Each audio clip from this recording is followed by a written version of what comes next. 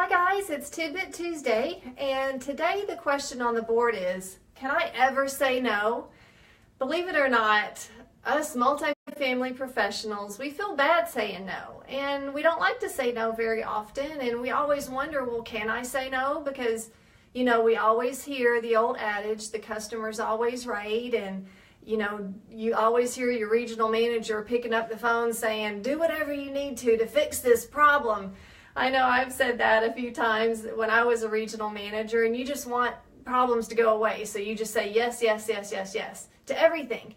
Well, there are times when you need to say no in certain situations, and you have to have the confidence to be able to do that. So we're going to go over a couple of tips today on how to appropriately handle potential resident conflict and eventually be able to say no to somebody.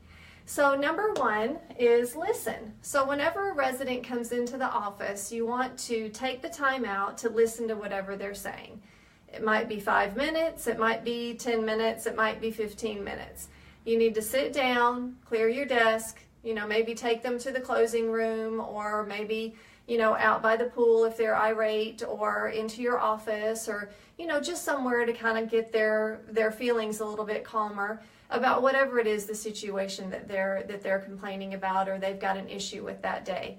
And let them know that you've got their undivided attention. You don't want to be picking up the phone here and talking to this other resident here. And if a resident comes into the office that's really pissed and you've got an office full of people, then you want to tell them, say, hey, Mr. Smith, I understand you're really upset right now.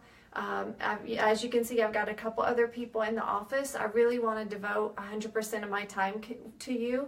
Can you sit down for just a few minutes? Can you give me just maybe 5 minutes so I can finish up with this other resident and I can help you right away? Or maybe you want to say something like, hey, Mr. Smith, I know you're really upset right now, but could we maybe schedule an appointment for you to come back in maybe 30 minutes if you don't think that that's going to upset the situation? But you can kind of gauge and tell, how the resident's feeling and what you think is going to be appropriate for that particular moment. So, let's say that Mr. Smith is okay with just sitting down for a few minutes. So, maybe take him to the kitchen, say, hey, we've got some fresh cookies out.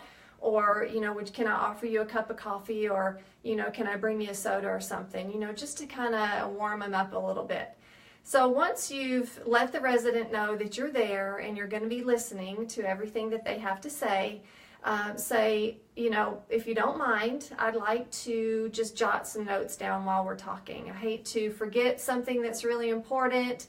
I don't want to miss something that you're telling me. It sounds like this is a really big issue for you right now. I want to make sure I don't miss anything. Would you mind if I grabbed your file? Or, maybe you guys take all of your resident notes from your iPad. But if you grab the file, just go grab the resident's file and have that with you right in front of the residents and say, do you mind if I take a few notes? Just so they know that you are serious about whatever issue they have, and they know that you mean business and that you're going to take care of whatever it is that they need for you to take care of. Now, you could, if it's a rushed situation, you could just grab a conversation log out of your desk. Maybe your property has gone all paperless, and if you have, that's great. I love that. But a lot of properties are still using paper. But regardless, you need to have a stack of conversation logs in your drawer, in every drawer in the office, in every nook and cranny of the office, because they come in handy so many times during the day for situations just like this where a resident's upset and you need to be able to write some stuff down. And you can always scan that into your operating system later or maybe type the notes in, but you need to have something to write with right away to document what this resident is upset about. So, okay, so now you're talking to the resident, you're taking notes, and you figure out that there's, a huge situation that's unfolded for this resident. Maybe let's think of a situation right quick. Maybe somebody is parked in their parking space, okay, and it keeps happening over and over and over again. And this is their parking space. It was assigned to them, and maybe they have some sort of, health condition that prevents them from parking in another parking space, or maybe something's going on, or maybe they've just had surgery or something, you never know, and they really need that parking space because it's right next to their building. And somebody's parked in it, again, for the 10th time. So you start to provide, like I say, number 3, alternatives for this resident. Okay, so I understand somebody's in your spot right now. Let me try to give them a call. So you can go find the license plate number. Hopefully you keep track of license plate numbers in your operating system, or if you happen to know the person's car, or let's say worst case scenario, you can't get a hold of that person, you have no idea whose car it is. You've got to help find Mr. Smith another solution right now. And so what you want to do is start to offer Mr. Smith some alternatives. Say, hey, I've called so-and-so, I'm not able to get a hold of this person. Unfortunately, I can't get that car moved right now, so how about if I offer you this parking space instead? And, it's just right around the corner from your building. It's still very close. It's only a few more steps. How about that? How would that work? Whenever you're talking to a resident that's really wants a very specific thing, you can always use this is what I can't do this, but I can do this. And a lot of times it works. Most of the time it works. Sometimes it doesn't, but most of the time it does. So in this situation, you're not able to provide Mr. Smith with the parking space that he needs right that moment, but you can provide him with another one that's just right around the corner. And, let's say, or maybe there's a couple of other parking spaces that you could offer him at that time, or maybe the resident of the person parking right next to Mr. Smith, and that resident's super nice. That if you gave him a call, that they really wouldn't mind if Mr. Smith parked in their spot, for the rest of the day or something. You could do a little juggling around. But Mr. Smith needs to see that you are making the effort. You're making the phone calls. You're trying to help him out. You're trying to get his situation resolved. You want to do everything you can to help. But let's just say he digs in. He really wants that spot, and the other ones are just not going to work. And he wants to have that resident towed. He wants them towed immediately so he can have his spot. So, now things get to be a little tricky, because you have several people involved in this scenario, and you want to make sure everybody's happy, right? And you don't know who's parked in that spot. It might be a resident of yours, and you don't want to go tow somebody even though they're illegally parked. Plus, most towing companies require a 24-hour notice of some sort, to be put on the person's car before the car gets towed. So that's really not even an option. Unless it could be a handicap spot. But that's a whole other subject. You can watch our disability class to find out about that. But so in this kind of number 3, number 4, where you're providing alternatives, you want to be polite and very empathetic with your resident, whatever it is that's going on. And Mr. Smith, I'm so sorry. I know, gosh, you just had surgery, the other day, and I know it's really difficult for you to get in and out of your car and to your apartment, and man, I know it's rough. I feel for you.